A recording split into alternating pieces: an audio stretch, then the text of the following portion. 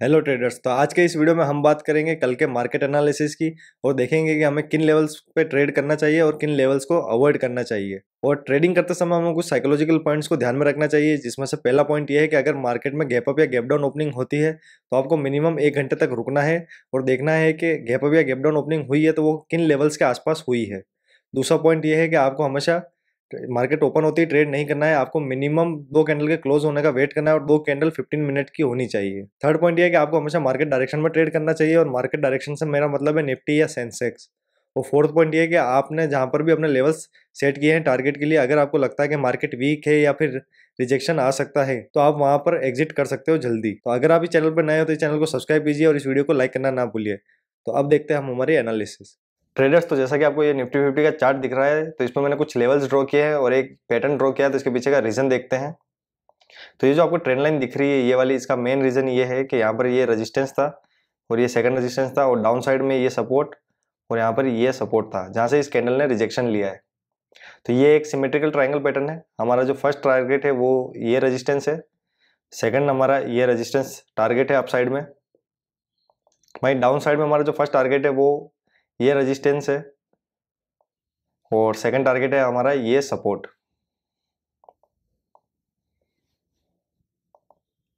तो अगर इस पैटर्न का ब्रेकआउट होता है, यानी कि 16,880 का अगर ब्रेकआउट होता है 16,800 से 90 तक में, तो आपकी एंट्री हो सकती है। हमारा जो फर्स्ट टारगेट होगा वो होगा 17,110 तक और जो हमारा स्टॉप लॉस होगा वो होगा 16,745 तक।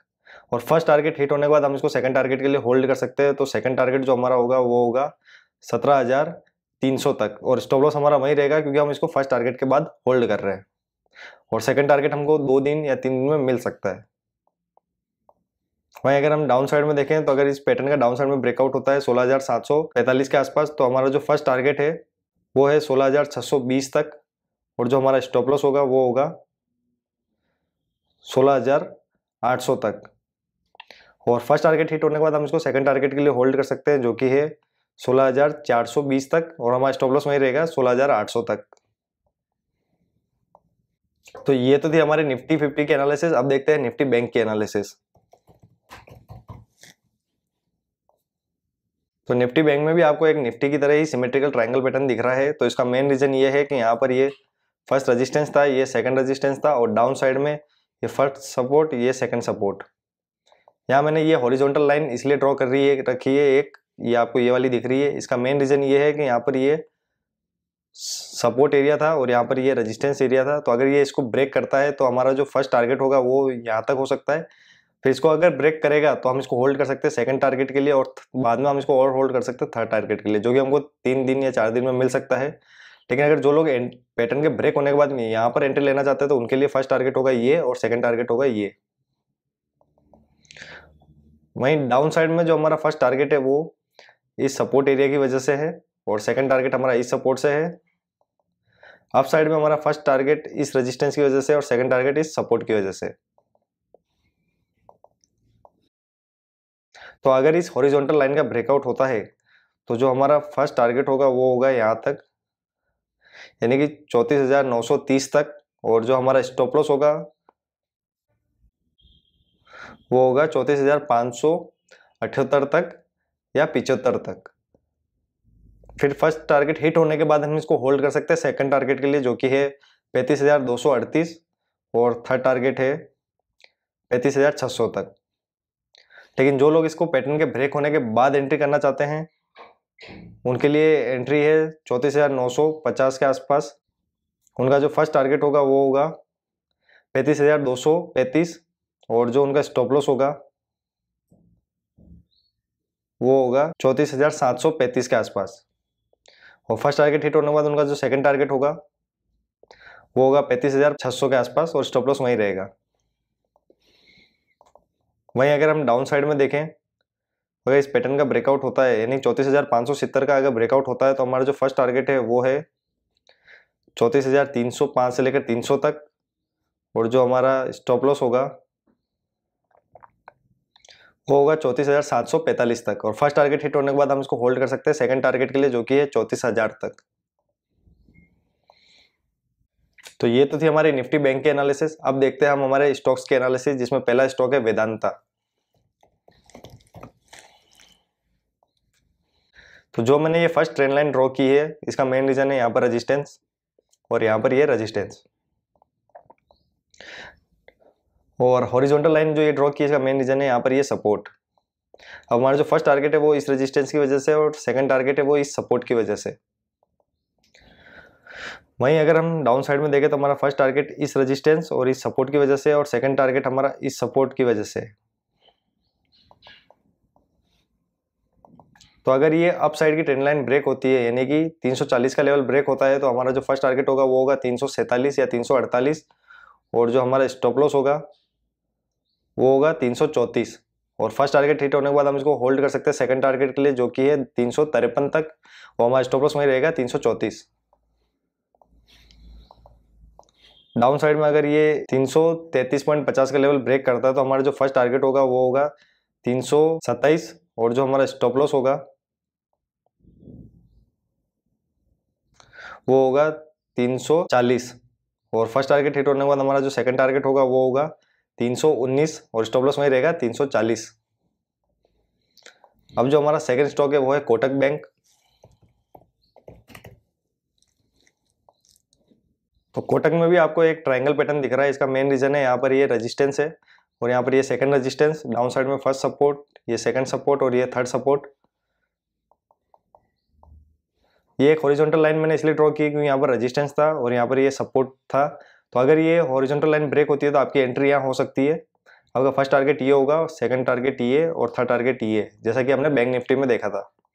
और जो लोग पैटर्न ब्रेक होने के बाद एंट्री करना चाहते हैं उनका एंट्री यहाँ होगी, फर्स्ट टारगेट ये होगा और सेकंड टारगेट ये।